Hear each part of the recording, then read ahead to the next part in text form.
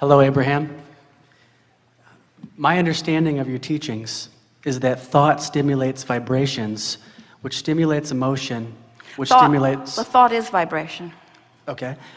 And you said that creation requires no action, and that the evidence will reveal itself. So here's my question. That's mostly right. Thought and vibration are one and the same. And a practiced thought is a practiced vibration that equals a point of attraction.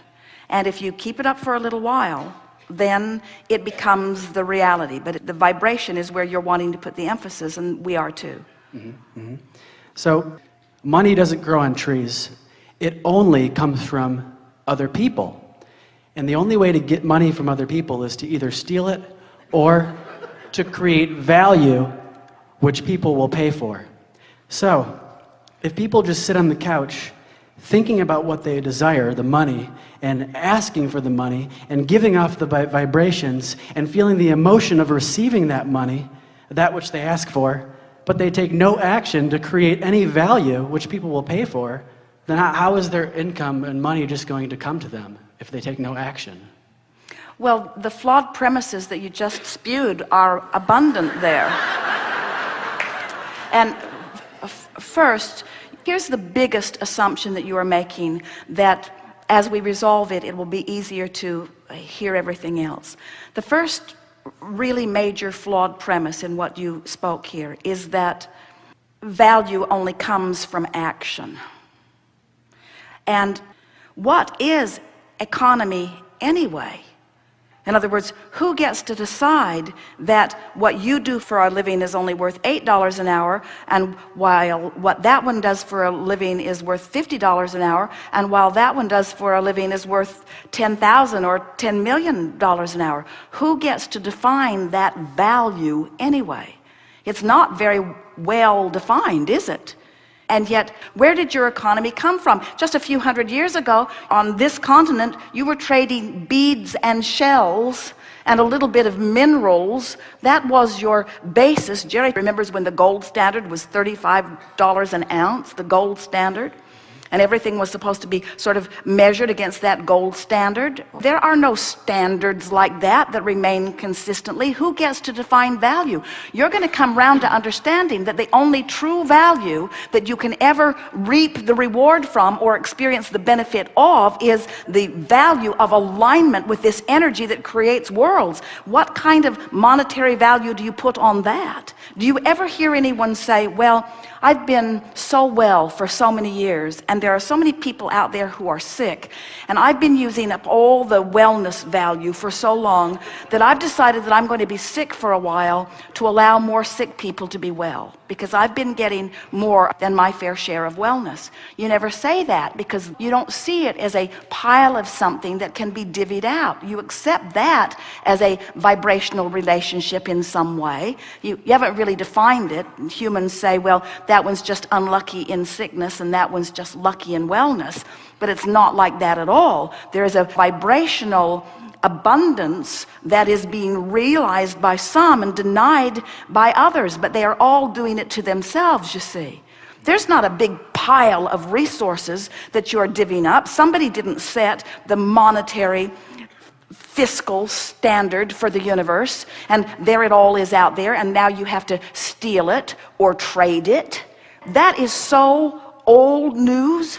This is a vibrational reality that you are moving into, and it is thought and alignment. Who do you think was paid for this earth that is now congealed and spinning in its orbit? Who was paid for that?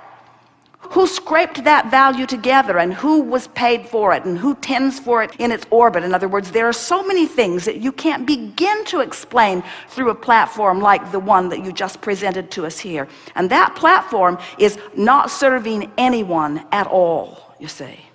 So now, in other words, this is common wisdom. There isn't anything that you said. You didn't just make it up. A whole lot of people believe that. But now read it to us again, and we're going to pick it apart line by line so that you can feel what we're getting at. Just start again. Okay. My understanding of your teachings is that thought stimulates vibrations, which All right, stimulate so now more. we've amended that. Thought and vibration. Thought is vibration. And law of attraction brings more thought to it. So when I think this thought and I hold the frequency of it for as little as 17 seconds, another thought like it is going to join it. And you're calling that stimulation of thought. And we say yes. When you keep a vibration going, law of attraction is going to make it bigger and bigger and bigger. Whether it's something wanted or unwanted, it will get bigger by focus to it. And so you don't have to do anything. You can just sit You there have to focus. sit in a chair and focus like But- this. And money's going to come. But wait. Don't get there too soon. Focus, but focus is doing something. Focus is harnessing the energy that creates worlds. In other words, that's like saying, you don't have to do anything, you just have to focus, and then the world will come into being. Somebody did something. Somebody did something. Somebody focused. Focus has value. You can sit and focus out of the vortex and your life won't change at all. You can sit and focus in the vortex and your life will change magnificently. The power of your mind is the only power that matters, and all the other stuff you do is just for the pleasure of enhancing what you've really done with your mind. And all the real power is the focus. And for you to call that nothing could not be further from accurate. Okay, all right. Okay. We are enjoying this. We want you to enjoy it too. I'm loving it. Very much enjoying. Okay, so continuing, most people would like enough passive income, but It's not about the action that you offer, it's about the alignment with the dream. It's about the alignment with the real resource. We're talking about tapping into the energy that creates worlds and flowing it through your experience. And a really good place to start is to look around at the vast differences in the way people are living their lives. The people that are working the hardest in terms of action are receiving the least. And the people who are working the least are receiving the most. How do you reconcile that? Most don't. Most just say that sucks. Most just say there's injustice. Most just say, let's take the pie and split it up again. Let's take the pie and split it up again. Let's take the pie and split it up again. And it does not matter how many times you split that pie up. It will move into the vibrational places where law of attraction puts it. In other words, you just can't orchestrate it through action. It is a vibrational attraction or allowance that it is all about. Continue just a little bit. We have 2 minutes. okay. So people want this income, I believe, so that they can be free to express their creativity and fulfill their deepest desire. People want it so that they will feel better. You say they want it so that they can satisfy this and this and this. What they want is alignment, and alignment brings money. And what you're saying is they want the money so that they can then observe alignment, and we say they want the alignment which will bring the money.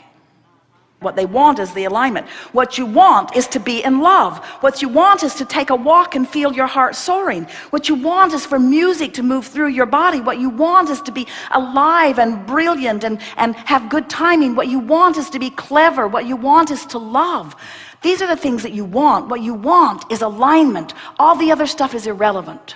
And when you go for alignment first, then all the other trappings have to fill in around it. It is law. Okay. So the point of the whole entire question is just simply trying to understand how you can create what you desire without taking physical action. And what we're saying is you've already created it with all that you've been living, and it's waiting for you, offering a signal, and all you have to do is hone in on that signal. And you can tell when you're honing in because you're feeling better, and you can tell when you're getting closer because you're feeling lighter, and you can tell when you've really honed in because you believe, and you can tell when you consistently honed in because you just know life is good, and you just know you're stable, and you just expect it to be good. And now you're moving through life doing the action which is delicious, doing the action that supports your knowledge of well-being.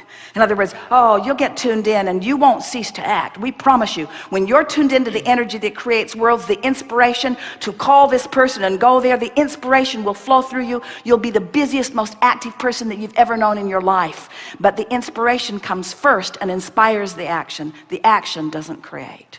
Good time for segment Got one. it. Thank you.